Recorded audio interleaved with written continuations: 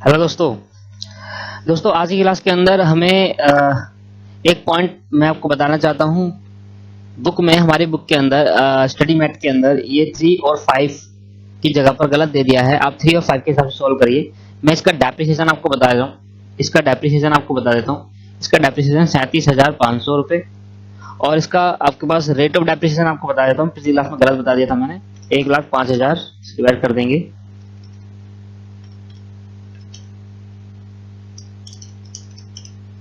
30% इसका rate of depreciation है दोस्तों, 30%। सेम एज इट इज नीचे वाले का भी थोड़ा गलत हो गया था, इसको भी ठीक कर लीजिए आप। इसका डेप्रिसिएशन है 44,800 रुपए और 44,800 डिवाइडेड बाय 2,50,000 मल्टीप्लाई बाय 100 और इसका रेट ऑफ डेप्रिसिएशन है, इसका रेट ऑफ डेप्रिसिएशन है दोस्तों 16% और बाकी सब वो वाले जो पिछली क्लास में बताए थे वही ठीक है। यहाँ तक क्लियर हो गया। एक बात तो ये वन मिनट क्लियर कर दी कि इसमें थोड़ा गलती हो गई थी। दूसरी बात आपको मैं क्लियर कर देता हूँ। पिछली क्लास में मैंने एक क्वेश्चन कराया था आपको और दोस्तों इसमें एक और आप ठीक कर लीजिए। यहाँ पर 10% पर एनम है, ठीक है, जिसका है ठीक है। चलो 10% पर एनम, जिसका किसी इसमें मिसप्रिंट हुई है, 10% पर एनम है जिसका होगा ठीक है, वैल्यू इनपुट। इसका नहीं है, इसको ठीक कर लीजिए। मैंने आपको होमवर्क दिया था कुछ पिछली क्लास के अंदर, मैंने कहा था सर आप पिछली क्लास में होमवर्क करके लाना 6th, पिछली क्लास में होमवर्क करके लाना सर 7th 8 6 7th 8 और मैंने 4th और 5th करा दिए थे, है ना। 4th और 5th हमने करा लिए थे। आज हम क्वेश्चन नंबर 6 देखते हैं और ध्यान से सुनना जरा क्या कह रहा है। कह रहा है Messrs Shubha pharmaceutical has imported a machine on 1 जुलाई 2012। 1 जुलाई 2012 को इन्होंने 1,60,000 रुपए की मशीन खरीदी and paid custom duty. Custom duty क्या होता है दोस्तों? जब हम कहीं बाहर देश से सामान खरीदते हैं, इंडिया में सामान लाते हैं, तो हमारा जो मनी है वो बाहर जा रहा होता है। हम कोई जब बाहर देश से सामान इंडिया में ला रहे होते हैं, मतलब इंपोर्ट करते हैं, एक्सपोर्ट नहीं इंपोर्ट, तो इंपोर्ट करना कहीं ना कहीं हमारी इकोनॉमी के लिए खराब होता है, क्योंकि हमारा जो पैसा, हमारी जो करेंसी है वो बाहर जा रही होती है, क्योंकि बाहर से सामान खरीदेंगे तो पैसा देना पड़ेगा। तो इसलिए गवर्नमेंट कहती है कि यहाँ पर चार्ज करना चाहिए टैक्स, और जब टैक्स ऑन गुड्स होता है इट्स कॉल्ड ड्यूटी। ड्यूटी किसे कहते हैं? जब टैक्स चार्ज करते हैं on goods, tax on goods, जब गुड्स पे टैक्स लगता है तो हम क्या बोलते हैं? ड्यूटी बोलते हैं। That is called custom duty. Custom duty वहां लगती है जब हम कोई चीज इंपोर्ट करते हैं। तो यहाँ पर देखो इसने क्या लिखा है, इंपोर्टेड अ मशीन। तो एक मशीन इंपोर्ट करी है, इससे क्या होगा? हमारी करेंसी बाहर गई होगी, तो ये देश के लिए, इकोनॉमी के लिए खराब होता है, इसलिए यहाँ पर कस्टम ड्यूटी चार्ज करी। एंड फ्रेट 80,000 रुपीज का, तो 1,60,000 की तो मशीन खरीदी है और खरीदने पे क्या चार्ज करा? कस्टम ड्यूटी और फ्रेट 80,000 रुपए का। एंड इंकर्ड इरेक्शन चार्ज, मतलब इंस्टॉलेशन बोलते हैं, इरेक्शन को क्या बोलते हैं? Installation. Custom duty is a part of cost of asset, ठीक है, क्योंकि खरीदते टाइम लगी है। आप कहीं बाहर जाते हो रेस्टोरेंट के अंदर, और रेस्टोरेंट के अंदर आपने कोई मान लो पिज्जा बर्गर लिया, 70 रुपए का आया, मान लेते हैं 100 रुपए का पिज्जा बर्गर आया, तो 100 रुपए का बर्गर आया तो 100 रुपए में आपने 18% का 5% का जीएसटी पे करा, 105 रुपए आपने पे करे, ठीक है। तो जो आपकी जेब से गए वो कितने गए? 105 रुपए या 100 रुपए? सर 105 रुपए। तो आपकी कॉस्ट कितनी पड़ गई इस बर्गर की? 105 रुपए 100 रुपए। Sir tax is a part of cost, tax का पार्ट होता है कॉस्ट का, बट यहाँ पर जीएसटी अगर आ जाता तो वो जीएसटी कॉस्ट का पार्ट नहीं होता। क्यों? क्योंकि फर्दर मैं इसे रिकवर कर पाऊंगा। पर custom duty is a part of cost, और हमें कस्टम ड्यूटी का अलग बाइफरसिकेट भी नहीं करके दिखाया। अगर दोनों एक 80,000 है तो जोड़ना ही पड़ेगा, क्योंकि फ्रेट तो जोड़ते ही है, ठीक है।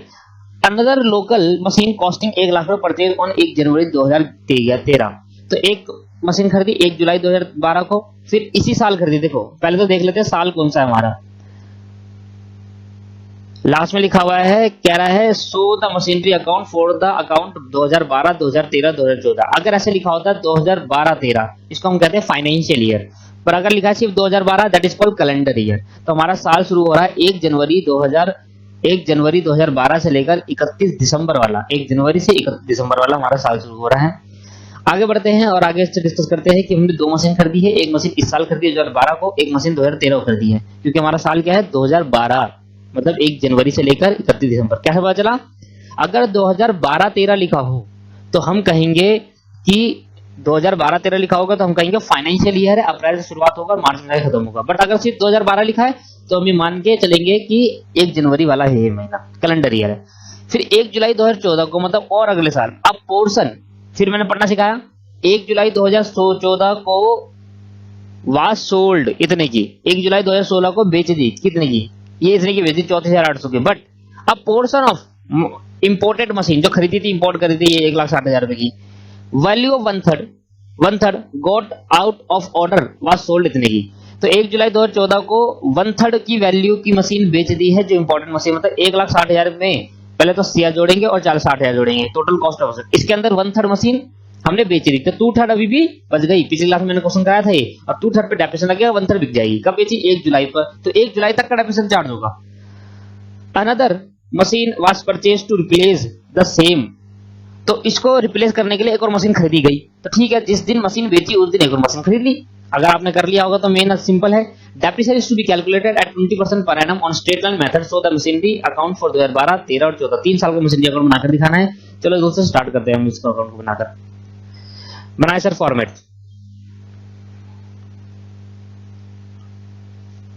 आज की क्लास में तीनों क्वेश्चन खत्म करेंगे और नेक्स्ट क्लास में अपना रिटन डाउन वैल्यू करेंगे।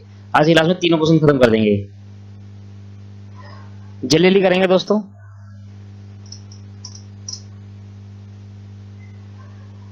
तो यहां पर मैंने बनाया मशीनरी अकाउंट,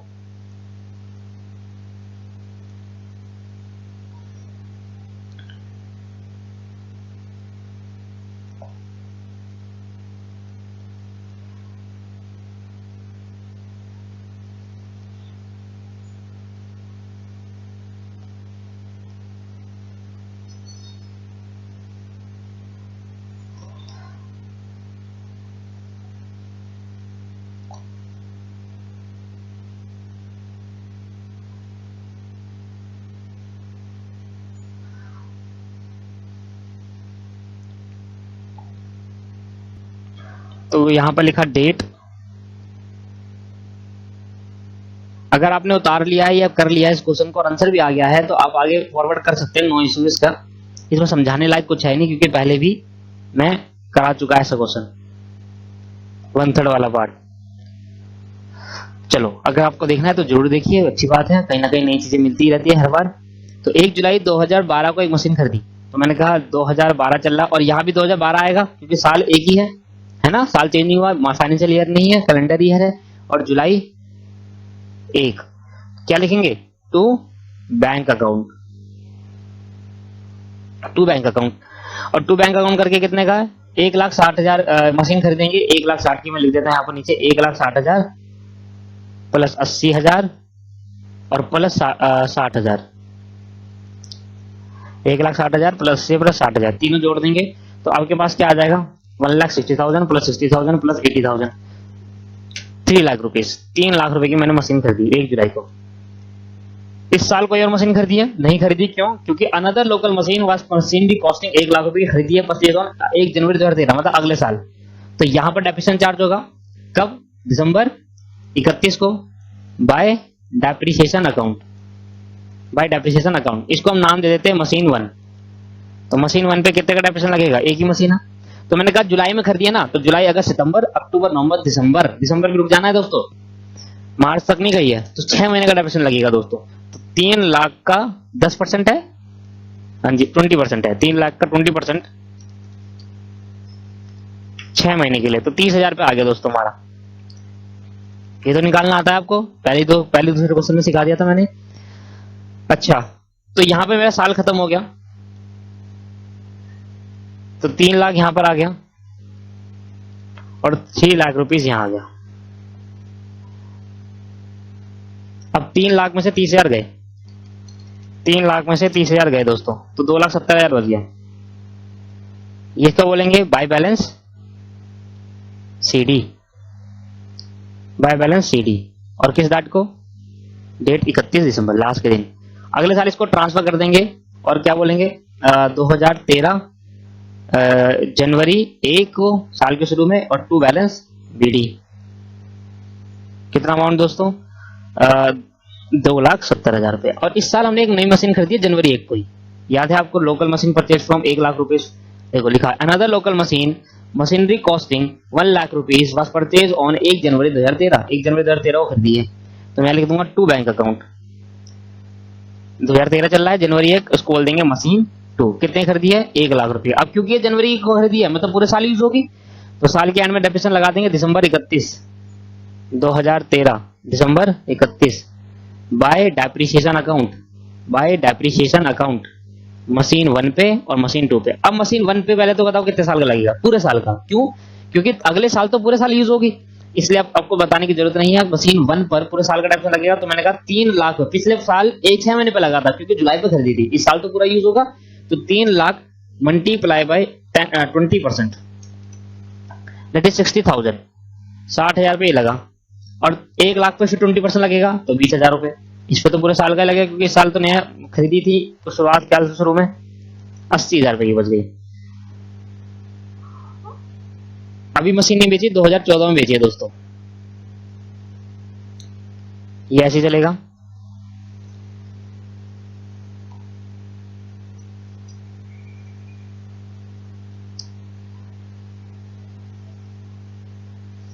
चलो साल को क्लोज करते हैं, और अगले साल पे यहाँ पर हमने कहा 3,70,000 रुपये टोटल आया हमारा, और 3,70,000 रुपये में से 80,000 जाएंगे तो 2,90,000 रुपये बच जाएंगे, जो कि हमारा क्या है? बैलेंस सीडी दोनों मशीन का। मतलब हम क्या क्या इसका मतलब क्या होता है? इंटरप्रिटेशन बताओ उसकी, कि दूसरे साल के एंड में, दूसरे साल के एंड में इतने की मशीन हमारे पास पड़ी है, और तीसरे साल के शुरू में, ये तो दूसरे साल का एंड हो गया। अब यहाँ पर 2014 के शुरुआत में जनवरी 1 के हमारे पे मशीन पड़ी है 2 बैलेंस बीडी दोनों को मिलाकर, मतलब टोटल मशीन हमारे पे जो पड़ी है वो 2,90,000 की पड़ी है। ये इसका इंटरप्रिटेशन है। ठीक है सर, ये सही बात है, रिटर्न डाउन वैल्यू है ये, क्योंकि इसमें डेप्रिसिएशन लेस होता चला जा रहा है। ठीक है, अब 2014 में हमने क्या करा? मशीन बेची। अब ध्यान सुनना, मशीन कब बेची? 1 जुलाई 2014 को, 1 जुलाई 2014 को मशीन बेची। तो मेरे दोस्तों कैलकुलेशन करेंगे, वर्किंग नोट बनाएंगे, सेम एक ही वर्किंग नोट सिखाया मैंने आपको हमेशा। Calculating the amount of, calculating the amount of profit and loss on saleable machine, on saleable machine, calculation the amount of profit and loss of saleable machine. Saleable machine पे क्या कराएंगे? Profit and loss का calculation करेंगे। लो भाई, तो saleable machine कौन सी है? सबसे पहले तो मैं निकालूंगा cost of machine which was imported, cost of machine,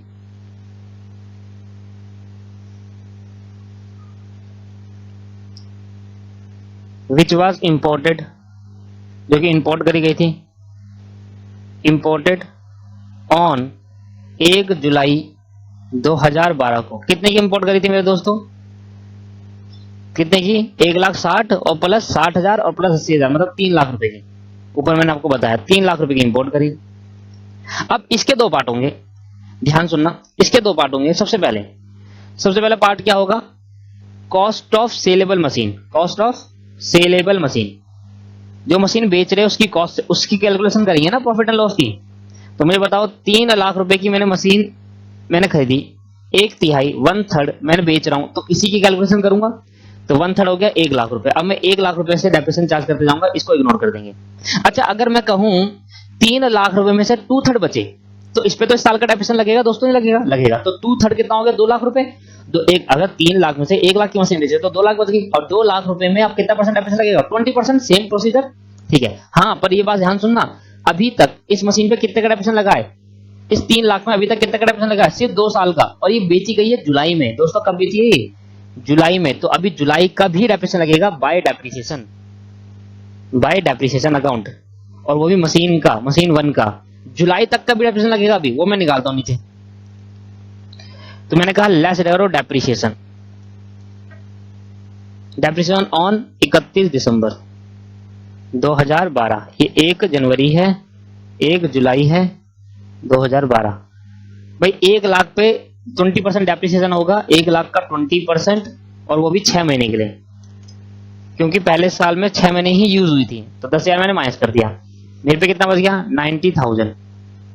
इसको क्या नाम दूंगा? इसको नाम देते हैं WDV या बुक वैल्यू ऑन 1 जनवरी 2013 को। 1 जनवरी 2013 को मेरे को 90,000 की मशीन पड़ी। ठीक है, फिर 1 जनवरी 2013 को नहीं, 1 जुलाई 2014 को बेची, तो उस पर फिर लेस करूंगा depreciation. Depreciation on 31 December 2013, last के साल के लास्ट में। अब पूरा साल लगेगा 90,000 का, 90,000 का नहीं, 1 लाख का। ओरिजिनल कॉस्ट मेथड है, हर बार 1 लाख पर डेप्रिसिएशन चार्ज होगा, हर बार 1 लाख पर डेप्रिसिएशन चार्ज होगा, स्ट्रेट लाइन मेथड है। तो 1 लाख का 20%, 20,000, 20,000, तो मैंने यहां से माइनस कर दिया, तो कितना बच गया दोस्तों? 90,000 से 20,000 माइनस कर गया तो 70,000 बच गया। इसको क्या नाम देंगे? रिटर्न डाउन वैल्यू ऑन 1 जनवरी 2014। अच्छा मुझे बताओ दोस्तों, 1 जनवरी 2014 मैं यहां पर हूं, यहां पर 1 जनवरी 2014 में यहां पर हूं, इससे ऊपर अभी तक डेप्रिसिएशन चार्ज हो गया, पर मैंने मशीन कब भेजी? जुलाई में, तो अभी इस साल और डेप्रिसिएशन लगेगा। और ये बात ही मैं पिछली वीडियो में बता रहा था कि सर ऐसे भी हो सकता है, तो यहां पर अभी करंट ईयर पे डेप्रिसिएशन लगेगा, less depreciation on, depreciation up to, कितने तक का डेप्रिसिएशन लगेगा? अप टू 1 जुलाई। कब बेची है मशीन? 1 जुलाई को, 1 जुलाई को मशीन बेच दी, तो 1 जुलाई तक का अभी और डेप्रिसिएशन लगेगा, और ये डेप्रिसिएशन करंट ईयर के अकाउंट में जाएगा। क्यों? क्योंकि करंट ईयर में अभी डेप्रिसिएशन चार्ज नहीं हुआ, अभी 2 साल का डेप्रिसिएशन चार्ज हुआ है, तो ये डाला डेप्रिसिएशन करंट ईयर पे जाएगा। तो मुझे बताओ, 70,000, 1 लाख है, ओरिजिनल कॉस्ट पे लगेगा डेप्रिसिएशन, किस पे लगेगा? ओरिजिनल कॉस्ट पे। इस पर मत लगा देना 70,000 रुपए, ठीक है? 1 लाख का 20%, तो जनवरी, फरवरी, मार्च, अप्रैल, मई, जून, 1 जुलाई है ना, तो जून एंड हो गया, तो 6 महीने का लगेगा 20%, 6/12, तो ये आके पास 10,000 रुपए आ गया। 10,000 माइनस कर दिया, तो यहां पर क्या बोलेंगे? WDV ऑन 1 जुलाई 2014 को इतने की वैल्यू बच गई 60,000 रुपए की। अब जिस दिन मैं मशीन बेच रहा हूं उस दिन मेरी मशीन की वैल्यू 60,000 है। कब मैं मशीन बेच रहा था? 1 जुलाई 2014 को मैं मशीन बेच रहा था, और उस दिन मेरी मशीन की वैल्यू 60,000 पर बेची कितने की? 34,800 की। तो ज्यादा में बेच दी, कम में बेच दी? सर ज्यादा में बेच दी, कम में बेच दी? सर कम में बेच दी। सेल कितने में कर दी? सेल कर दी हमने 34,800 रुपए की, 34,800। तो भाई जिस दिन मैं मशीन बेच रहा हूं उस दिन मेरी मशीन की वैल्यू 60,000 थी, और 60,000 की मशीन मैंने 34,800 में बेची, तो मेरा 25,200 का हो गया loss on sale, loss on sale. अब यहां पर मेन बात है क्या है? अच्छा, वर्किंग नोट नंबर 2 भी मैं बताता हूं और लिखता हूं उसमें, calculating the amount of depreciation on remaining 2/3 machine. Calculating the amount of depreciation on remaining machine। remaining machine में मत भूल जाना, जब भी ऐसा केस आए तो दोनों निकालना, remaining 2/3 मशीन बोल सकते हैं, remaining मशीन बोल दो या remaining 2/3 मशीन बोल दो। लो भाई लो, अब अमाउंट कैसे निकाले डेप्रिसिएशन का 2/3 मशीन पर? सिंपल है, पहले तो बताओ 2/3 cost of 2/3 machine, cost of 2/3 machine, 2/3 machine की कॉस्ट कितनी है? हमने कहा भाई 3 लाख रुपए की मशीन थी, पहले तो करा 2/3, 2 लाख हो गया, तो कॉस्ट ऑफ 2/3 मशीन क्या हो गया? 2 लाख रुपए। और डेप्रिसिएशन निकालेंगे, तो ये बताओ, मशीन मैंने 1/3, मतलब 1/3 कितना? 1 लाख की मशीन, इधर देखो, 1 लाख की मशीन मैंने 1 जुलाई को बेची। अच्छा, तो मेरी 3 लाख की मशीन थी, टोटल मशीन कितने की थी? 3 लाख की। फिर मैं एक डायग्राम बनाता हूं, 3 लाख की मशीन थी, 3 लाख की मशीन के मैंने 2 पार्ट करे, 1 लाख और 1 लाख, 2 लाख। अब भाई 1 लाख तो बेच दिया, कहां पर? जुलाई में, 1 जुलाई 2014 को, तो इसमें करंट ईयर पे डेप्रिसिएशन लगेगा 6 मंथ का, ठीक है, क्योंकि इससे पहले 2 महीने का डेप्रिसिएशन चार्ज करते हुए आ रहा हूं अकाउंट के अंदर। अब ये 2 लाख रुपए जो बच गया, ये तो भाई बेचा ही नहीं, नॉट सेल। अब जब बेचा ही नहीं तो ये 2 लाख की मशीन तो पूरे साल यूज होगी, तो उसको 12 महीने का डेप्रिसिएशन पूरे साल का लगेगा इस पे, ठीक है दोस्तों। तो लो जी, तो मैंने कहा डेप्रिसिएशन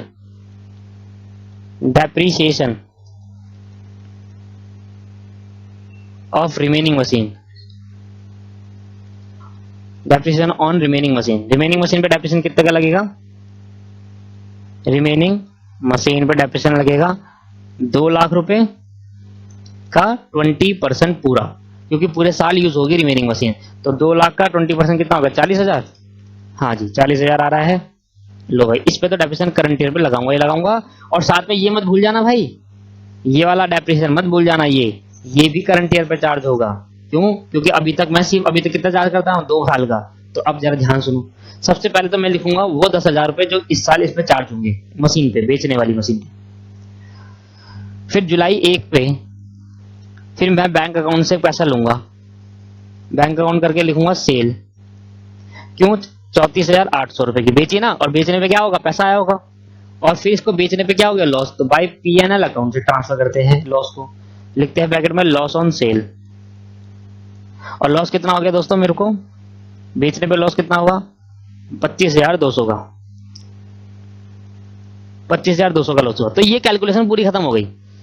इस मशीन पे डेप्रिसिएशन, टोटल मशीन पे देखो कितना डेप्रिसिएशन लगा, 10,000 तो करंट ईयर लगाऊंगा। समझ में आ रहा है क्यों लगाऊंगा, क्योंकि अभी तक मैं इतना डेप्रिसिएशन चार्ज करता हूँ जनवरी 2014 तक, यहां तक अभी चार्ज करूंगा, पर मैंने 1 जुलाई तक अभी चार्ज नहीं करा, तो 1 जुलाई तक और चार्ज करना पड़ेगा। ये तो हो गया वो 1/3 मशीन, डेप्रिसिएशन ऑन 1/3 मशीन, लिख देता हूं डेप्रिसिएशन ऑन 1/3 मशीन, लिख दो ऐसे, डेप्रिसिएशन ऑन 1/3 मशीन। अब मैं 31 दिसंबर को दोस्तों, अब 31 दिसंबर का साल आ गया, और 31 दिसंबर को डेप्रिसिएशन चार्ज करेंगे, जगह खत्म हो गई।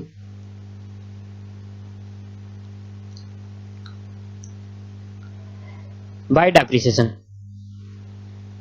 Bye depreciation. अब आपको पता क्या लिखना है, मशीन 1, मशीन 2 और मशीन 3 ऐसे करके लिखना है आपको, मैं नहीं बताऊंगा। मशीन 1 2 3 लिखो जल्दी से, लिखो दोस्तों। मशीन 1 पे लिखो, सबसे पहले मैंने लिखा मशीन 1 पे लिखो, मेरे पास जगह नहीं है दोस्तों, मैं इकट्ठा लिख दूंगा। मशीन 1 पे लिखो, बताओ मशीन 1 कितनी बची, 2/3 बची थी, और मैंने निकाल भी दिया था, लिख देना भाई। वर्किंग नोट नंबर 2 में भी हम निकाल चुके हैं इसको, और यह है 20,000 रुपए। मशीन 1 कितना है, 20,000 रुपए। मशीन 2 बताओ कितने की थी, 1 लाख रुपए की, और 1 लाख रुपए की थी तो इसमें पूरा डेप्रिसिएशन लगेगा, ये हो गया 10,000 रुपए। और मशीन 3 कितने की थी, मशीन 3 थी दोस्तों 1 जनवरी को, अच्छा मशीन 3 खरीदी, हाँ इस साल और खरीदी है ना मशीन, ये तो डाला ही नहीं। इस साल मशीन और परचेज करी है इसके रिप्लेस में 50,000 रुपए की, ठीक है। और कब खरीदी है, जिस दिन बेची थी उस दिन खरीदी है, ऐसे लिखते ना, इसके रिप्लेस में एक और मशीन खरीदी है, तो जिस दिन बेची उस दिन ही हमने रिप्लेस करा होगा दूसरी मशीन पे, तो 1 जुलाई को खरीदी होगी, तो जुलाई 1 को एक और मशीन खरीदी टू बैंक अकाउंट से। मशीन 3 कितना आ गया, 50,000 रुपए। अब 50,000 में कितने का डेप्रिसिएशन लगेगा, 50,000 में 6 महीने का डेप्रिसिएशन लगेगा मेरे दोस्तों। क्यों लगेगा, क्योंकि जुलाई में खरीदी है, तो 50,000 का 20% डिवाइड बाई 6/12, ठीक है, तो ये आ गया 5,000 रुपए। तो टोटल डेप्रिसिएशन कितना आ गया दोस्तों, 20 और 30 और 35,000 रुपए। तो मैं लिखता हूँ यहाँ पर 35,000 रुपए, ठीक है, और इसको मिटो रहा हूँ, जगह नहीं है दोस्तों, आपने ऐसे लिखना है।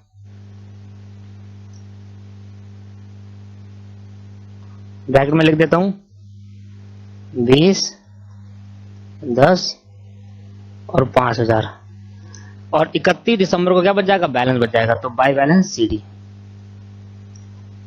और यहां मैं टोटल कर देता हूं, देखो कंज्यूम कर ली जगह भाई, 2,90,000 रुपए है प्लस 50,000, दैट इज 3,40,000, 3,40,000 रुपए ये टोटल आ गया।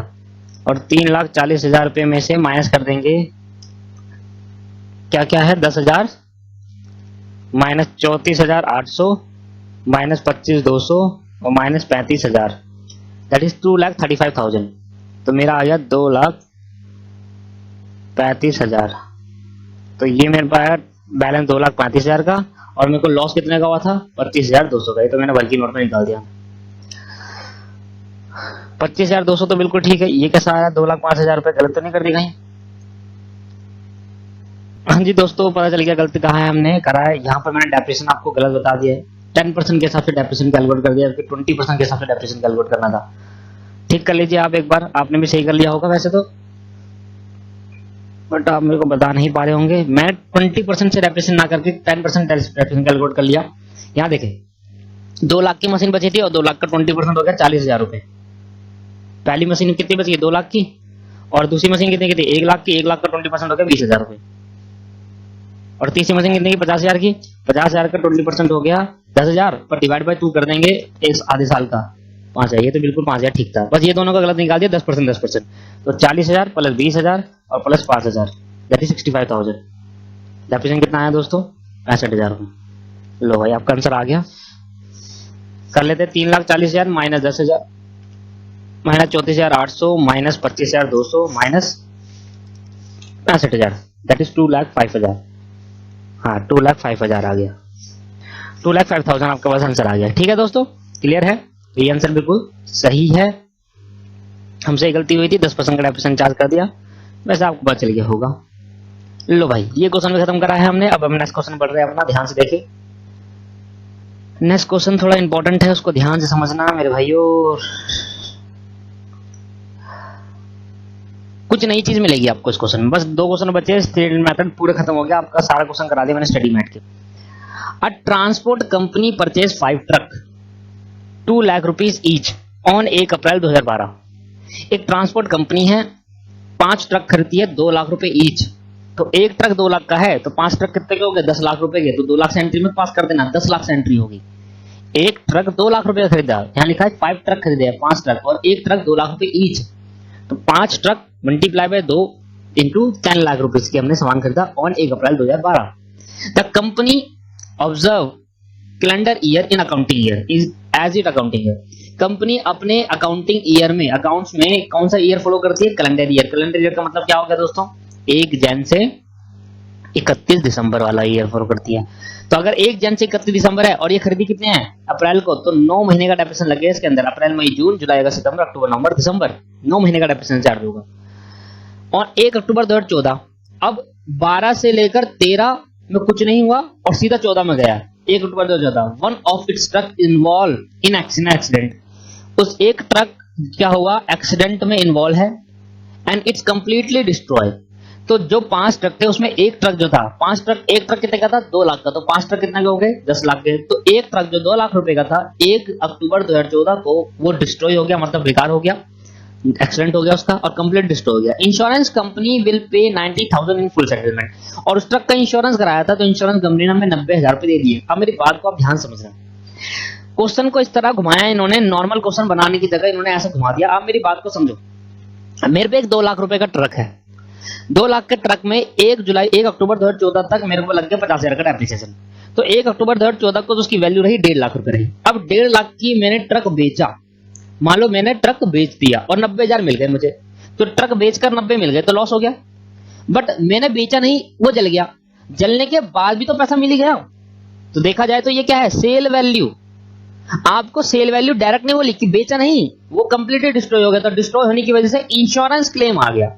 अब जब इंश्योरेंस क्लेम आ गया मेरे पास तो 90,000 का, तो देखा जाए तो बेचा नहीं तो जल के बेचने भी चले जाती है मशीन, और डिस्ट्रॉय हो गया, एक्सीडेंट हो गया तब भी मशीन चलेगी, और दोनों पे जाने पे पैसा आ गया। बेचूंगा तब भी थोड़ा पैसा आ जाता था, और डिस्ट्रॉय होने के बाद क्लेम मिल गया तब भी पैसा। तो that is all sale value. But sale value नहीं लिखेंगे इंश्योरेंस क्लेम मिला है। अगर आपने लिख दिया ना सेल लेस करके सेल तो गलत हो जाएगा, वहां लिखेंगे insurance claim. On the same day, जिस दिन पे वो क्लेम मिला, किस दिन मिला? 1 अक्टूबर 2014 को जो ट्रक था उस दिन पे claim. On the same day purchase used a truck, एक यूज्ड ट्रक खरीदा, मतलब ओल्ड ट्रक खरीदा और उस पे स्पेंड कर दिया 20,000 पे ओवर इट ओवरहीलिंग। तो उसको ठीक करा, थोड़ा मतलब मेंटेनेंस वगैरह, रिपेयर मेंटेनेंस कराया, तो सब कुछ को ट्रक 1 लाख खरीदा, उस पर कुछ स्पेंड करा, फ्रेट इंस्टॉलेशन नहीं इंस्टेंट करा। ओवरहीलिंग का मतलब हुआ कि हमने उसको ठीक कराया, थोड़ा वो रिपेयर एंड मेंटेनेंस कराया जिससे वो रेडी टू यूज हो जाता है। रेडी टू यूज है तो मतलब 1 लाख और 20,000 पे इसका टोटल कॉस्ट होगी। Prepare truck account for the 3 year ending 31 दिसंबर 2014, और बता भी रहा है कि पहली बार चल गया था हमारा क्या कैलेंडर ईयर, तो कैलेंडर ईयर इसमें बता भी दिया लास्ट में, दिसंबर वाला है हर साल के एंड में। इफ द कंपनी राइट मतलब डेप्रिसिएशन लगाना, खत्म करना 20% पर एनम और ओरिजिनल कॉस्ट मेथड मतलब स्ट्रेट लाइन मेथड, तो बताओ इसमें क्या होगा? 20% पर एनम लिखा है। यहां तक क्लियर हो गया? चलो दोस्तों, तो यहां पर मैं समझाता हूं आपको इस क्वेश्चन को करके, बड़ा ही सिंपल क्वेश्चन है, बस यही इसमें ट्रिक था कि भाई इंश्योरेंस क्लेम आ गया, बाकी तो कुछ है नहीं इस क्वेश्चन में। Machinery account,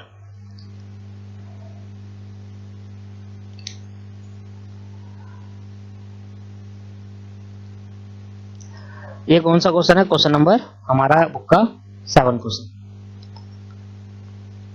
machinery account.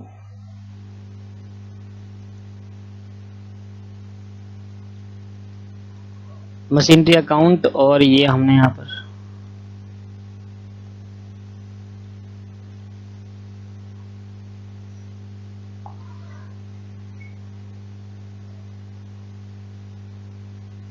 ठीक है जी। तो सबसे पहले डेट पर्टिकुलर लिख लेना आप, जुलाई, चलो लिख देते हैं, date particulars amount, date particular amount, जल्दी से बना लो सर फॉर्मेट, साथ साथ चलेंगे साथ साथ। अ transport company purchase 5 truck on 1 April 2012, तो मैंने 12 साल शुरू हुआ, और 12 साल शुरू होगा तो 12 पे ही खत्म होगा, और अप्रैल 1 को खरीदा था हमने। कितने ट्रक? 5 ट्रक। तो बैंक अकाउंट आएगा, ऐसे लिखेंगे 5 बार बैंक अकाउंट नहीं लिखेंगे, 2 बैंक अकाउंट ऐसे बोलेंगे। 5 ट्रक खरीदे, एक ट्रक 2 लाख रुपए का था, तो टोटल ट्रक कितना आ गए? 10 लाख रुपए के। क्लियर हो गया? दिसंबर 31 को उस पर लगेगा डेप्रिसिएशन, तो बाय डेप्रिसिएशन और क्योंकि ये ट्रक 10 लाख पे कितने परसेंट लगेगा? 20%। और कितने महीने का? 9 महीने का। क्यों दोस्तों? क्योंकि ये सारे के सारे ट्रक 1 अप्रैल को खरीदे और 1 अप्रैल से लेकर 31 दिसंबर 9 महीने का यूज करा होगा इस साल। तो 10 लाख का 20% that is 2 lakh, multiply by 9 divide by 12, 1,50,000 रुपए इस पर डेप्रिसिएशन लग गया। अब हमने साल के एंड में इसका बैलेंस निकाला, तो मैंने कहा भाई ये 10 लाख रुपए, और यहां पर मैंने कहा 10 लाख रुपए, और यहां लिख दिया दिसंबर 31 by balance CD. By balance CD कितना जी? 10 लाख में से 1.5 लाख जाएगा तो 8,50,000 रुपए बच गया हमारे पास। इसको हम ट्रांसफर कर देते हैं दोस्तों अगले साल। हमने ट्रांसफर कर दिया 2013 में, और यहां पे 2013 जनवरी 1 to bank balance, to balance BD, to bank account to balance BD, 8,50,000 रुपए। अब मुझे बताओ 2013 में कोई मशीन खरीदी? ये तो बहुत ही सिंपल होना, सीधा अक्टूबर में चले गए, तो 2013 में तो कोई मशीन नहीं खरीदी है, तो 2013 में ऐसी डेप्रिसिएशन चार्ज हो जाएगा इसी मशीन पे, इसी ट्रक पे। सॉरी, और गलत कर दिया, ट्रक अकाउंट बनाना था, मशीन अकाउंट बना दिया। मशीन तो ना कर दिया, ट्रक खरीदा है, यहाँ आएगा ट्रक अकाउंट। ठीक है, ये बात का ध्यान देना। और यहां पर मैं कह रहा हूं 5 ट्रक पे डेप्रिसिएशन लग जाएगा, बस सिंपल, बाय डेप्रिसिएशन अकाउंट। और इस बार पूरे साल का लगेगा, क्योंकि पिछले साल तो अप्रैल में खरीदी थी, पर इस साल 2013 में तो पूरी यूज होगी 5 के 5 ट्रक। तो मैंने कहा 10 लाख रुपए में ओरिजिनल कॉस्ट है 10 लाख पे लगाऊंगा, 10 लाख का 20%, तो 10 लाख का 20% दैट इज 2 लाख, 2 लाख रुपए इस पर डेप्रिसिएशन लग गया। साल के एंड में कितने के बच गए?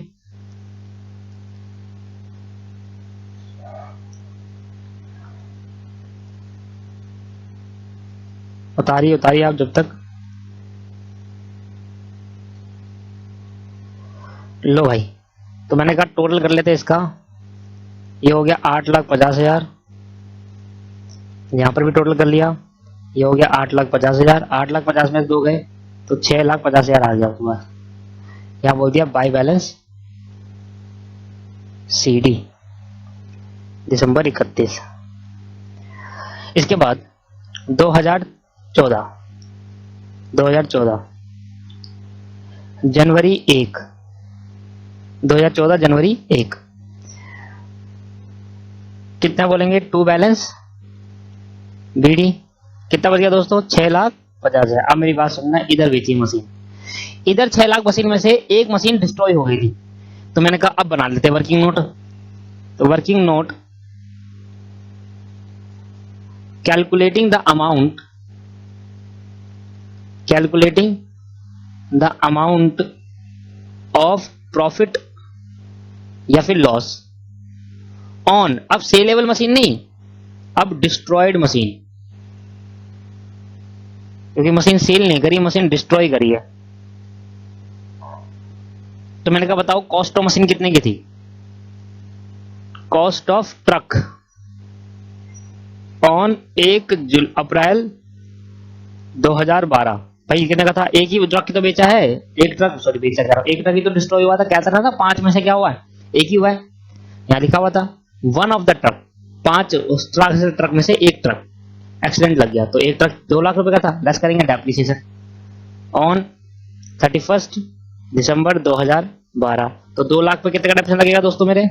2 लाख पे लगेगा 20%, वो भी 9/12 का 30,000, क्योंकि 9 महीने का डेप्रिसिएशन चार्ज होगा ये 9 मंथ का, अप्रैल से 31 दिसंबर 9 मंथ होते हैं, 30,000 माइनस कर दिया। माइनस करने के बाद आपके पास कितना आ गया? 1,70,000 रुपए आपके पास ये आ गया। इसके हमने बोला, इसको बोलते हैं WDV, return down value on 31 December, sorry 31 दिसंबर ना करके अगला दिन कर लेता हूं, 1 अप्रैल 2013, 1 जनवरी 2013। इस साल भी कुछ नहीं हुआ, इस साल भी ऐसे लगेगा डेप्रिसिएशन, इस बार पूरे साल का लगेगा डेप्रिसिएशन ऑन 31 दिसंबर 2013। तो भैया 2 लाख पे लगेगा, 2 लाख पे, तो 2 लाख का 20%, तो 2 लाख का 20% कितना हो गया? 40,000 रुपए, 40,000 का भेज दिया, मतलब डेप्रिसिएशन लग गया, तो 1,70,000 माइनस 40,000 दैट इज 1,30,000, 1,30,000। अब मुझे बताओ डिस्ट्रॉय कब हुआ है? कह रहा है ऑन 1 अक्टूबर 2014 को, तो अभी 1 अक्टूबर 2014 को भी डेप्रिसिएशन लगेगा। तो WD जिस दिन डिस्ट्रॉय हो उस दिन से कंपैरिजन करूंगा ना, तो ये बोलूंगा WDV ऑन 1 जनवरी 2014, पर मेरा 14 को नहीं डिस्ट्रॉय नहीं हुआ। कब हुआ डिस्ट्रॉय? 1 अक्टूबर 2014। तो मुझे क्या चाहिए? Less depreciation. फिर लगाऊंगा डेप्रिसिएशन। डेप्रिसिएशन अप टू कब तक का? 1 अक्टूबर 2014 तक का। तो जनवरी, फरवरी, मार्च, अप्रैल, मई, जून, जुलाई, अगस्त, सितंबर एंड, क्योंकि अक्टूबर तो नहीं आएगा तो अक्टूबर को मत जोड़ देना। अक्टूबर में 1 तारीख को आए तो लास्ट का 30 सितंबर, तो मैं इसको 30 सितंबर कर देता हूं, 30 सितंबर तक, क्योंकि 2000 फिर आ जाएगी WDV ऑन 1 अक्टूबर अगला दिन। ठीक है, तो 30 सितंबर तक कितने महीने हो गए दोस्तों? 9 मंथ हो गए। जनवरी, फरवरी, मार्च, अप्रैल, मई, जून, जुलाई, अगस्त, सितंबर। हाँ ठीक है, 9 महीने का डेप्रिसिएशन लगेगा 9 मंथ का। तो मुझे बताओ 2 लाख रुपए का, 2 लाख ही करना है, ओरिजिनल कॉस्ट मेथड है। तो मशीन 2 लाख की थी, 2 लाख का 40,000 multiply by 9 divide by 12 that is 30,000। तो ये देखो ये करंट ईयर में फिर डेप्रिसिएशन चार्ज होगा दोस्तों। अभी तक हमने कितना डेप्रिसिएशन चार्ज कर चुके हैं? 2 साल का। देखो अभी तक मैंने कितना अकाउंट बनाया? सिर्फ 2 साल के। एक अकाउंट 1 साल का ये रहा, 1 साल का या 2 साल का। तो 2014 में भी तो डेप्रिसिएशन लगेगा अक्टूबर 1 बाय डेप्रिसिएशन। कितना भाई? कब तक का लगेगा? अब 9 महीने तक का, क्योंकि मैंने कब बेची है मशीन? ये अक्टूबर को। तो 9 महीने का डेप्रिसिएशन कितना आया? 30,000। अब मैं क्या करूंगा? अक्टूबर 1 को ही मैंने सेल करी, तो बाय बैंक अकाउंट। ओहो, सेल नहीं करी, बैंक अकाउंट तो ना आएगा। देखो एंट्री समझाऊंगा मैं भी आपको इंश्योरेंस क्लेम की। ठीक है, पहले इसको करते हैं। तो WTV बता दो कितना आया? 1 लाख रुपए, और लेस कर देंगे सेल या इंश्योरेंस क्लेम? इंश्योरेंस क्लेम 90,000 रुपए का। इसको माइनस कर देंगे तो बच गया लॉस ऑन सेल या loss on destroyed? Loss on destroyed. भाई एक इंटरप्रिटेशन याद रखना है, ये टर्म्स याद रखना है। हम लॉस ऑन सेल मत कर देना, गलती है। सेल तो ना करिए दोस्तों, डिस्ट्रॉय हुआ है तो डिस्ट्रॉय पे लॉस हुआ है। तो 10,000 रुपए का मेरा लॉस हो गया। तो 1 लाख की मशीन थी उस टाइम पे, जिस टाइम पे डिस्ट्रॉय हुआ, और मुझे 90 ही मिले, तो 10,000 का लॉस हो गया। ठीक है, तो सबसे पहले अकाउंटिंग एंट्री फॉर इंश्योरेंस, ये भी सीख लो। हालांकि पीएनएल अकाउंट में डिटेल बताएंगे। Accounting entry for insurance claim, accounting entry for insurance claim. देखो सबसे पहले हम ड्यू करते हैं दोस्तों, ड्यू की एंट्री। पहले हम लायबिलिटी बताते हैं, तो ड्यू की एंट्री बस करते हैं। क्या होता है ध्यान सुनना। मेरी मशीन गई बेचते, ट्रक गया मेरा क्या गया? ट्रक। मैंने ट्रक अकाउंट को कर दिया क्रेडिट, क्योंकि ट्रक आएगा तो डेबिट कर दूंगा, जाएगा तो क्रेडिट कर दूंगा। अब ट्रक जाने पर मेरा ट्रक कितना गया? मेरा ट्रक गया 1 लाख रुपए का। कितना गया दोस्तों? 1 लाख। उस जिस दिन मेरा डिस्ट्रॉय हुआ था उस दिन मेरी ट्रक की वैल्यू 1 लाख रुपए थी दोस्तों। देखो ये रही, जिस दिन मेरा डिस्ट्रॉय हुआ था 1 अक्टूबर को, जिस दिन मेरा डिस्ट्रॉय हुआ था उस दिन मेरी ट्रक की जो वैल्यू थी बुक्स अकाउंट में वो 1 लाख में शो कर रही थी। 1 लाख रुपए का ट्रक चले गया।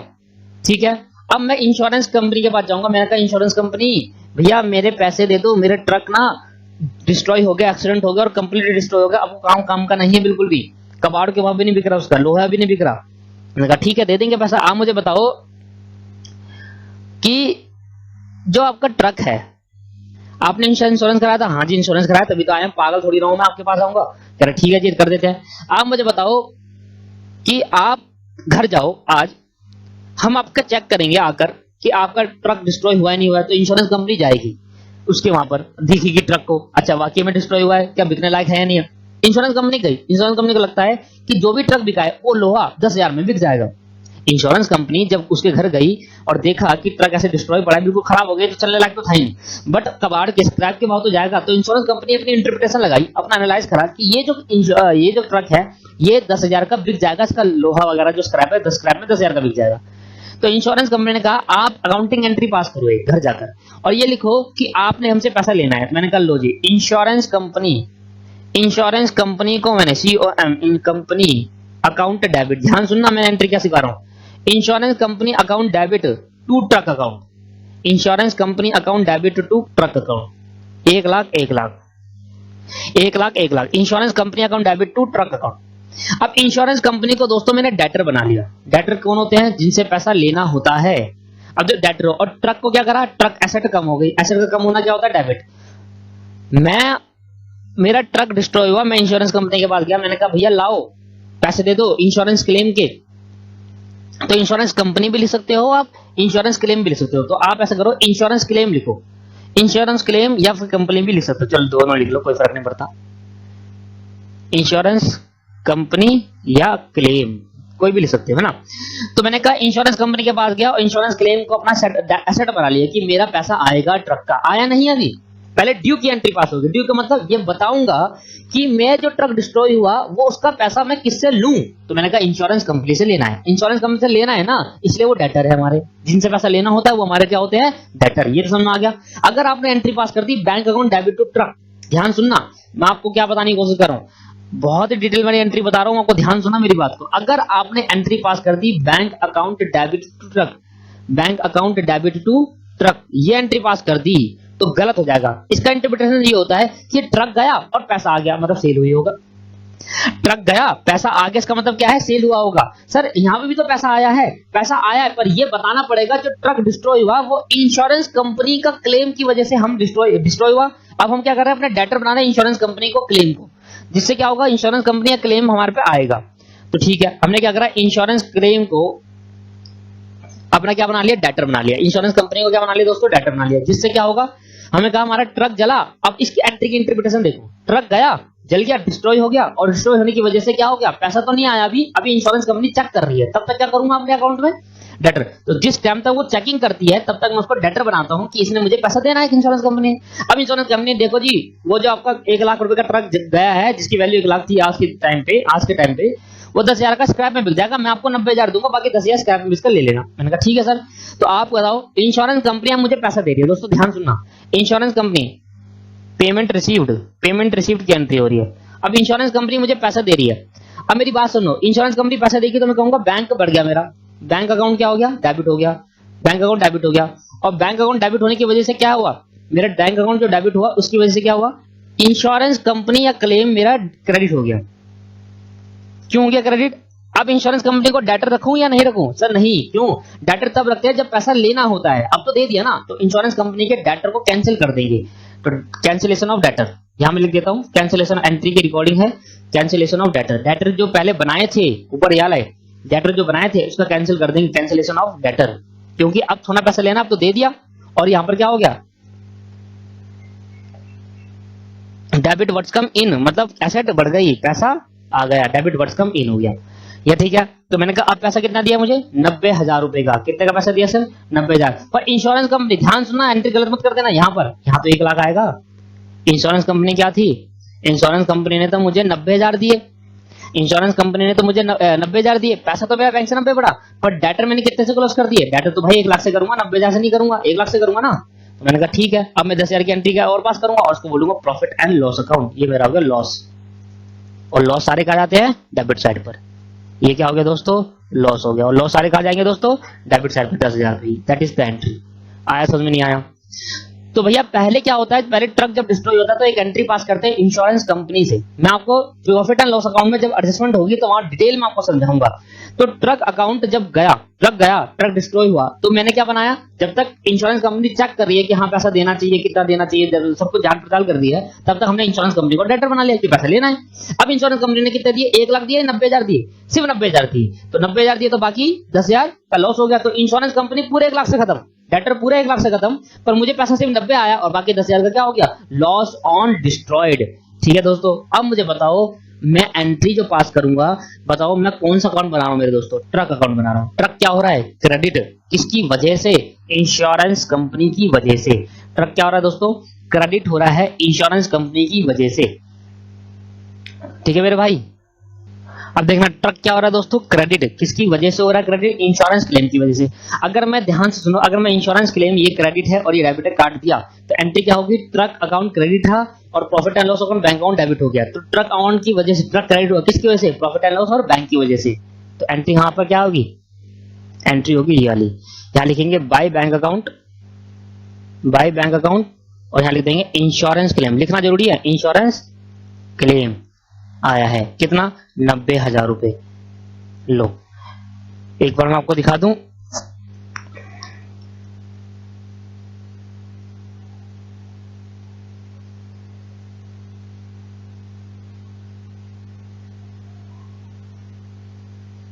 अच्छा यहां पर क्या है, आप एक एंट्री और पास कर सकते हैं।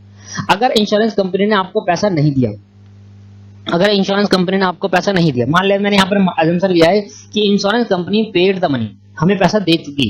अगर इंश्योरेंस कंपनी पैसा नहीं देती, अभी तक नहीं देती, तो यहाँ पर मैं बैंक की जगह लिखता इंश्योरेंस क्लेम। तो यहाँ पर मैं इंश्योरेंस कंपनी लिखता सिर्फ, यहाँ इंश्योरेंस कंपनी लिखता, क्लेम नहीं डालता, और यहाँ बैंक की जगह लिख देता इंश्योरेंस क्लेम। तो मैं ऐसे ही करता, if company paid, payment receive हो जाती है। तो अब पेमेंट नॉट रिसीव होती तो क्या होता, तो यहाँ पर मैं अगर इंश्योरेंस क्लेम लिख के इंश्योरेंस कंपनी लिखता, ठीक है, इसको कंपनी रहने दो। अगर पेमेंट नॉट रिसीव, अभी तक पेमेंट रिसीव नहीं हुई, तो और करके एंट्री होगी, या तो पेमेंट रिसीव हो जाएगी या पेमेंट रिसीव्ड नहीं होगी, पर पहली वाली एंट्री दोनों पास होगी। Payment not receive, not yet received, payment not yet receive. तो क्या करूंगा मैं, इंश्योरेंस कंपनी को तो क्या कर दूंगा, डेबिट क्रेडिट कर दूंगा। क्यों, पेमेंट रिसीव नहीं, इंश्योरेंस कंपनी से पैसा लेना और इंश्योरेंस कंपनी से मांगूंगा क्लेम। क्या मांगूंगा दोस्तों, इंश्योरेंस क्लेम, इंश्योरेंस क्लेम। अगर पेमेंट रिसीव्ड नहीं होती तो इंश्योरेंस क्लेम मांगता, और प्रॉफिट एंड लॉस अकाउंट में क्या होता, डेबिट हो जाता। क्योंकि क्लेम में कितने का दे रहे हैं, वो क्लेम सिर्फ 90,000 का दे रहे हैं, पर मैंने डेटर इंश्योरेंस क्लेम के लिए कितने का बनाया था, मेरे को क्या लगा इंश्योरेंस कंपनी कितना दे देगी, 1 लाख रुपए दे देगी, और मैंने डेटर सिर्फ, उन्होंने क्लेम मुझे कितना का दिया, 90 का दिया, और प्रॉफिट एंड लॉस अकाउंट से क्या करा मैंने, 10,000 रुपए डेबिट कर दिया। ये एंट्री पास करूंगा अगर पेमेंट नहीं मिली होगी। फिर एंट्री और पास करूंगा साथ में, प्लस इसी के साथ जब पेमेंट मिल जाए, फिर पेमेंट मिल जाएगी तो एंट्री क्या पास करूंगा मैं, इंश्योरेंस, देखो इंश्योरेंस डेटर को तो खत्म कर दिया पहले, इंश्योरेंस कंपनी डेटर जो तो कैंसिल कर दिए। और फिर मैंने क्या बनाया, एक नई एसेट बनाई, न्यू एसेट जनरेट करी क्लेम के नाम की, ये वही न्यू एसेट, क्योंकि जब तक पैसा नहीं मिला मैंने क्या बना, न्यू एसेट जनरेट करी क्लेम के नाम की, और ये तो मेरा क्या हो गया, लॉस। और ये क्या था, कैंसिलेशन ऑफ डेटर, डेटर को कैंसिल कर दिया। पहले तो मैंने कहा कि इंश्योरेंस कंपनी पैसा देगी, अब इंश्योरेंस कंपनी ने क्लेम डिसाइड कर दिया, मैंने कहा इंश्योरेंस कंपनी खत्म, अब तुम क्लेम दे देना मुझे। अभी तक क्लेम दिया नहीं, अब क्लेम आ गया, मान लेते अब क्या आ गया, क्लेम, इंश्योरेंस क्लेम। वैसे तो मैं डिटेल में कराऊंगा प्रॉफिट एंड लॉस के एडजस्टमेंट में, बाकी अभी एक कुछ बातें बता देता हूँ कि दिमाग से बिल्कुल सही हो जाए। इंश्योरेंस क्लेम कैंसिल कर दूंगा और बैंक अकाउंट से पैसा रिसीव कर लूंगा। मैंने कहा अभी इंश्योरेंस क्लेम मेरे पे रिसीव हो चुका, insurance claim received, insurance claim received हो गया। तो मैं क्या कहूंगा, रिसीव्ड हो गया ना, तो पैसा आ गया, पैसा कितना है 90,000, और क्लेम जो मैंने डेटर एसेट बनाया था, फिर दोबारा एसेट बन लेती है, उस एसेट को कैंसिल कर दूंगा, कैंसिलेशन ऑफ एसेट। ये होती तरीके से एंट्री, ठीक है, ऐसी नहीं फाड़, पर हमें इसमें एंट्री का कोई काम नहीं था, फ्री मैंने आपको सिखा दिया, एंट्री पास करनी नहीं है क्वेश्चन के अंदर, पेपर के अंदर इंश्योरेंस क्लेम डाल देना, पैसा आ गया बैंक से, ठीक है, और नीचे लिख देना assumption, we assume that insurance company paid the insurance claim, ये अजम्पशन डाल देना, क्योंकि वहां पर कहीं नहीं लिखा है यहाँ पर कि पे करा है या पे करेगी, यहाँ ना तो पे लिखा है, पेज लिखा है, पे मतलब पेड नहीं लिखा, कर दिया, और ना पेबल है, पेज लिखा है, करेगी या कर दिया, कुछ भी मान सकते हैं ना, इसलिए हमने क्या कर दिया, नीचे एग्जाम्पशन डाल दिया। अगर एग्जाम्पशन लिख रहे हो कि इंश्योरेंस कंपनी पे करेगी, पेबल होगा, तो यहाँ पर सिर्फ बैंक, बाय बैंक की जगह आएगा बाय इंश्योरेंस क्लेम। आया समझ में, ठीक है। तो अक्टूबर 1 को मैंने पे कर दिया, और अक्टूबर 1 को मेरा क्या हो गया, प्रॉफिट एंड लॉस अकाउंट में चले जाएगा, loss on destroyed, loss on destroyed लिख लेना, ठीक है। कितने का लॉस हुआ, 10,000 रुपए का लॉस हो गया, बस क्लोज कर देंगे अकाउंट को, खत्म होगी कहानी इसकी। लो भाई, एक क्वेश्चन और रह गया, खत्म कहानी। यहां लिख दूंगा दिसंबर 31 को, साल के लास्ट में होता है ना बैलेंस, तो बाय बैलेंस सीडी। तो भैया दोस्तों मेरा कितना बच गया, 6,50,000 था यहाँ पर, और यहाँ पर भी 6,50,000 था, और कोई तो मशीन नहीं खरीदी थी मैंने, हाँ यार एक मशीन और खरीदी है ना। On the same date the company purchase a used truck, 1 lakh उसमें एक्सपेंड करा, अरे यार यहाँ डालो, कब खरीदी, सेम डे पे, अक्टूबर 1 को, अक्टूबर 1 को एक मशीन और खरीदी है, टू बैंक अकाउंट। कितने का स्पेंड करा, 1 लाख प्लस 20,000 रुपए स्पेंड भी तो करा 1 लाख के खरीदने के बाद, 1 लाख प्लस 20,000 ओवरऑल, तो यहाँ पर हो गया 1,20,000 रुपए। अब 1,20,000 रुपए डेप्रिसिएशन भी तो लगेगा, तो हटा दो उसको यहाँ से, मैं यहाँ पे मिटो रहा हूँ, तुम लिख देना लॉस ऑन डिस्ट्रॉय, ठीक है, जगह नहीं है पे, यहाँ पे लगा दिया 31 दिसंबर को। भैया मेरे पे 2 मशीन थी, एक मशीन तो मैंने बेच दी, एक मशीन तो डिस्ट्रॉय हो गई, अरे गलती कर दी, मेरे पे 2 मशीन तो ना थी, मेरे पे तो 5 ट्रक थे, अभी तो और लगेगा डेप्रिसिएशन। डेप्रिसिएशन 31 दिसंबर बाय डेप्रिसिएशन अकाउंट, ध्यान सुनना, 4 ट्रक का, 4 ट्रक का और 1 ओल्ड ट्रक, ऐसा लगेगा डेप्रिसिएशन, लगाओ 4 ट्रक और 1 ओल्ड ट्रक, तो 4 ट्रक का कितना डेप्रिसिएशन लगेगा, क्योंकि 5 ट्रक थे, एक तो बेच दिया तो 4 बचे, तो 4 ट्रक का कितना लगेगा, भाई 2 लाख रुपए का एक ट्रक है, तो 4 ट्रक कितने के होंगे? 8 लाख के। 8 लाख का 20% कितना होगा? 1,60,000 रुपये लगेगा, 1,60,000 रुपए। और ओल्ड ट्रक कितना खरीदा है? 1,20,000 का। पर ये अक्टूबर में खरीदा है, अक्टूबर नवंबर दिसंबर 3 महीने का लगेगा डेप्रिसिएशन इस पे। तो अक्टूबर नवंबर दिसंबर पे लगेगा 20%, 1,20,000 का, और 3/12 multiply by 3 divide by 12, that is 6,000। Total आ गया 1,66,000। ठीक है दोस्तों, टोटल आपके पास आ गया 1,66,000, और यहां बच गया बैलेंस। देखो ये होता है, कभी कभी क्या होता है, भूल जाते हैं, तो आपको नहीं भूलना पेपर के अंदर बिल्कुल भी। 4 ट्रक थे ना हमारे पे, हमने तो एक ही ट्रक बेचा है। डिस्ट्रॉय मशीन भी लिख दी यहाँ पर, देखो बार बार ना मशीन ही आ जा रहा है, ट्रक की जगह इसको उल्टा ही कर देते फिर। लो भाई ट्रक।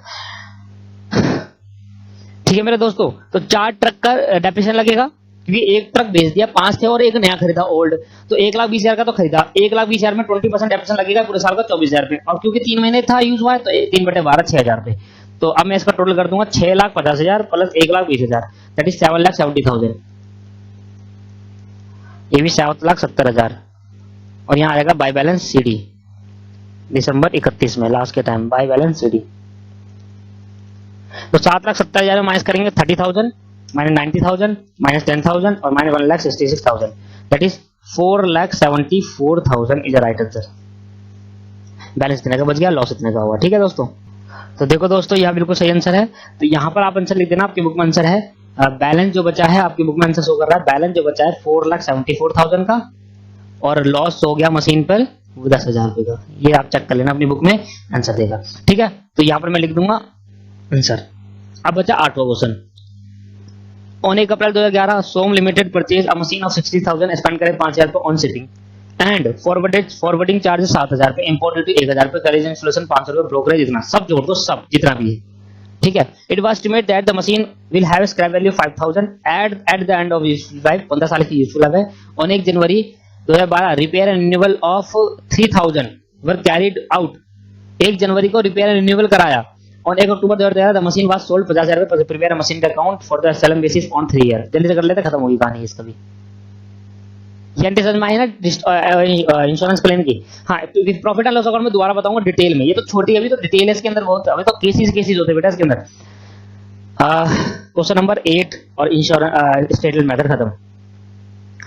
हम कर रहे हैं क्वेश्चन नंबर 8, और आपके पास क्या बनाना, कौन है, मशीन है? हाँ जी मशीन है, तो मशीन अकाउंट बनाएंगे, machine account.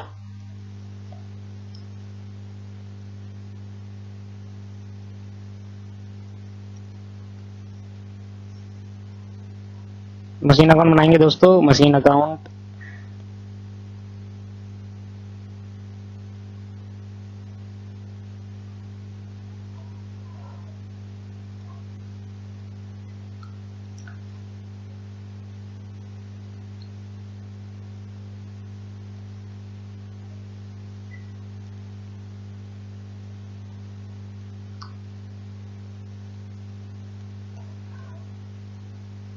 Date, particular amount, date, particular amount. पूरे डेप्रिसिएशन क्वेश्चन के अंदर आप देखो, स्ट्रेट लाइन का अगर मैं इतना क्वेश्चन कर दिया, आप डब्ल्यूडीवी में कुछ नहीं करना, मैं डब्ल्यूडीवी में कुछ सिंपली खत्म होते चलेगा क्वेश्चन। स्ट्रेट लाइन में इतनी मेहनत कर ली हमने, इतने सारे क्वेश्चन कर लिए, 8 क्वेश्चन कर लिए स्ट्रेट लाइन के अकेले। 1 April 2011 Som limited purchase machine of 66,000। पहले तो मैं कॉस्ट ऑफ मशीन निकालूंगा नीचे, जब कम पड़ जाती है तो लिखता हूँ कॉस्ट ऑफ मशीन। मशीन की कॉस्ट कितनी है, कॉस्ट ऑफ मशीन निकालो भाई। 66,000 plus 5,000, 66,000 plus 5,000 plus shipping and forwarding charges 7,000 plus import duty 1,000, import duty 1,000 plus import duty means custom duty, carriage installation 500 रुपए। अच्छा उल्टा कर दिया, 60,000 रुपए, 5,000 रुपए, चलो छोड़ो ना, अमाउंट ही तो लिख रहे हैं हम। 500 रुपए ब्रोकरेज और 500 रुपए आयरन पैड, 500 रुपए ब्रोकरेज और 500 रुपए आयरन पैड, सब जोड़ दो दोस्तों। 66,000 प्लस 5,000 प्लस 7,000 प्लस 1,000 प्लस 1,000, ये आ गया 80,000। 80,000 आपके पास कॉस्ट ऑफ मशीन आ गए। अब 80,000 कॉस्ट ऑफ मशीन आई तो ध्यान से सुनना, इधर रेट ऑफ डेप्रिसिएशन आपको गिवन नहीं है। अब एक बात मैं आपको बहुत अच्छे से बता दूं, अगर क्वेश्चन के अंदर रेट ऑफ डेप्रिसिएशन गिवन है और साथ में क्वेश्चन के अंदर डेप्रिसिएशन निकालने का फॉर्मूले वाला दिख रखा है, कॉस्ट ऑफ एसेट दे रखी है, स्क्रैप वैल्यू दे रखी है, नंबर ऑफ ईयर लाइफ दे रखा है, तो क्या लगाए? देखो मैंने कहा रेट ऑफ डेप्रिसिएशन दे रखा है 20%, ठीक है, एक तो रेट ऑफ डेप्रिसिएशन 20% से निकाल सकते हैं और साथ में दे रखा है यूजफुल लाइफ 15 साल, कॉस्ट ऑफ एसेट दे दी और आपके पास स्क्रैप वैल्यू, इससे भी तो डेप्रिसिएशन निकाल सकता है और इससे भी डेप्रिसिएशन, तो कौन सा डेप्रिसिएशन निकालूं? तो जब भी आपको दोनों चीज गिवन हो, कभी तो ऐसे तो होगी नहीं, अगर इन केस दोनों गिवन है, देखो यहाँ पर सिर्फ इस वाले मेथड से निकालने को बोला है, सेकंड मेथड में कॉस्ट ऑफ एसेट होता है minus scrap value divide by useful life. पर अगर क्वेश्चन के अंदर कभी दोनों डिटेल गिवन होगा तो हमेशा रेट ऑफ डेप्रिसिएशन चूज करा जाता है, ये वाला डिटेल नहीं चूज करा जाता, ठीक है। तो रेट ऑफ डेप्रिसिएशन वाला अप्लाई करते हैं, सीधा रेट गिवन होता है हम उस पर लगाते हैं, इग्नोर कर देते हैं बाकी चीजों को। बट क्योंकि इधर रेट ऑफ डेप्रिसिएशन गिवन नहीं है तो इस केस के अंदर हमें क्या निकालना पड़ेगा? डेप्रिसिएशन। तो कैसे निकालेंगे डेप्रिसिएशन का amount of depreciation?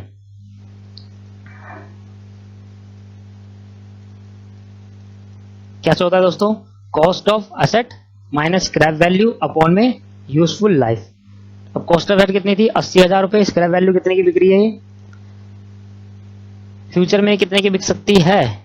Scrap value 5,000 लिखा है, स्क्रैप वैल्यू 5,000, स्क्रैप वैल्यू 5,000 और डिवाइड बाय यूजफुल लाइफ कितनी है? 15 साल। दोस्तों 80,000 minus 5,000 divide by 15 that is 5,000। तो अमाउंट ऑफ डेप्रिसिएशन कितना आएगा दोस्तों? 5,000 रुपए। अब हर साल 5,000 रुपए डेप्रिसिएशन चार्ज होगा, बट ये मशीन कब खरीदी थी? 1 अप्रैल को, और हमारा साल कब खत्म हो रहा है? कहीं लिखा है ऐसा?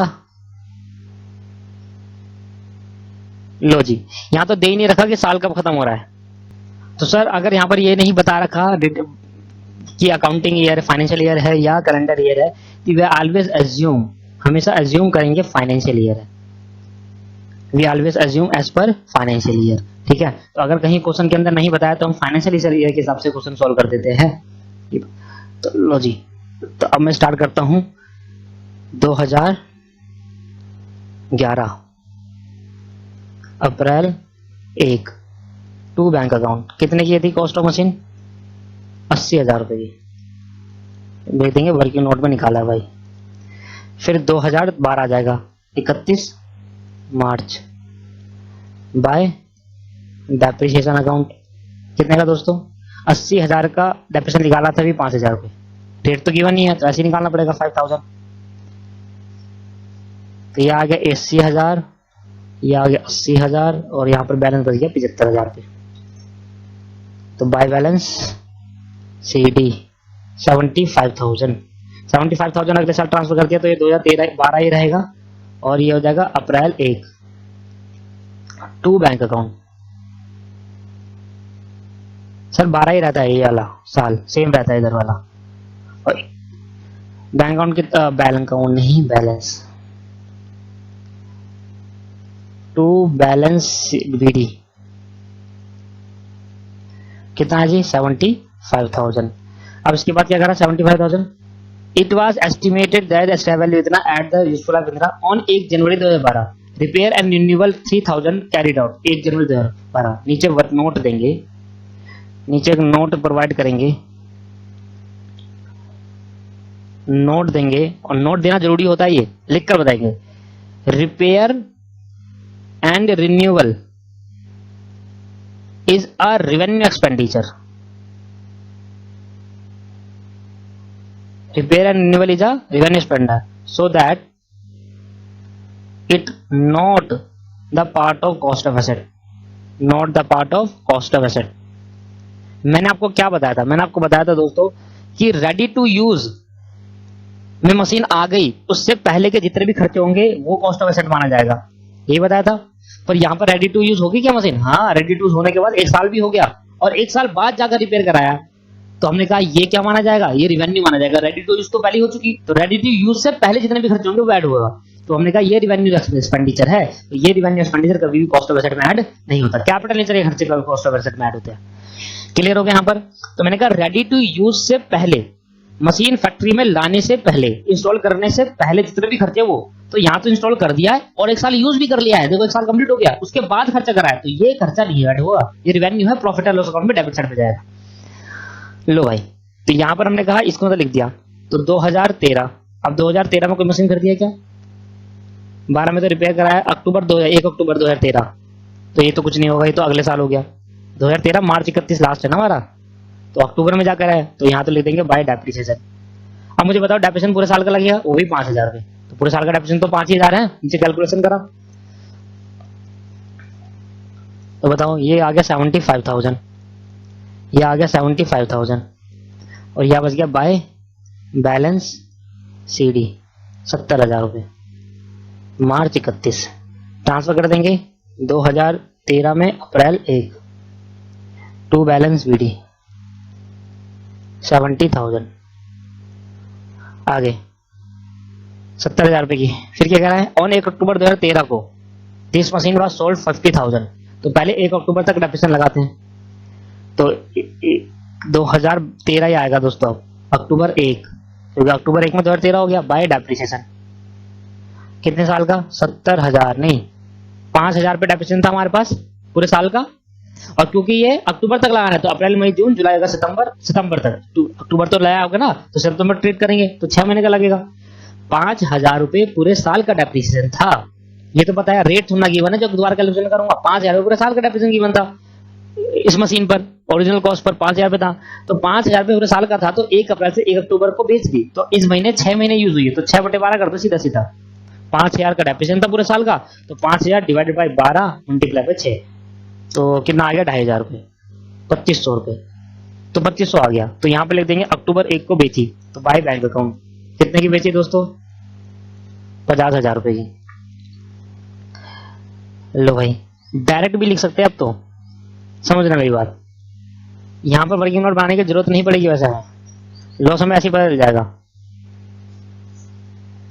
कैसे पता चलेगा, ध्यान से देना। 70,000 की मशीन यहाँ थी, 70,000 में 2,500 का डेप्रिसिएशन लगाया, तो कितने की मशीन बच गई, 70,000 माइनस 2,500, वहां तो बहुत सारी मशीन होती थी, यहाँ तो एक ही है ना, तो 70,000 माइनस 2,500, तो 67,500 की मशीन बची 1 अक्टूबर 2001 को, 1 अक्टूबर 2013 को। नहीं आया समझ भैया? आप मुझे बताओ यहाँ तक 2013 1 अप्रैल 1 में cost return down value, cost नहीं लिखूंगा नहीं तो दोबारा से कैलकुलेशन करनी पड़ेगी, WDV return down value on 1 अप्रैल 2013 को 70,000 की थी, ठीक है। इस पे मैंने लेस कर दिया depreciation, depreciation up to 6th month, 6 महीने का डेप्रिसिएशन लगा दिया 2,500 रुपये, तो माइनस करने के बाद क्या बच गया 67,500, और ये इसको क्या बोलूंगा WDV ऑन 1 अक्टूबर 2013 को, और यहाँ पे मैंने बेच दी। सेल कितनी हुई 50,000 रुपए की, तो बताओ कितने का लॉस हो गया 17,500 रुपए का, तो यहाँ हो गया लॉस ऑन सेल। ये तो वैसे भी निकाल देते दोस्तों ऊपर, इसको कैलकुलेशन करने की जरूरत है, पर कर दिया तो अब लिख लो, लिखोगे आप भी लिखो calculation the amount of profit and loss on saleable machine.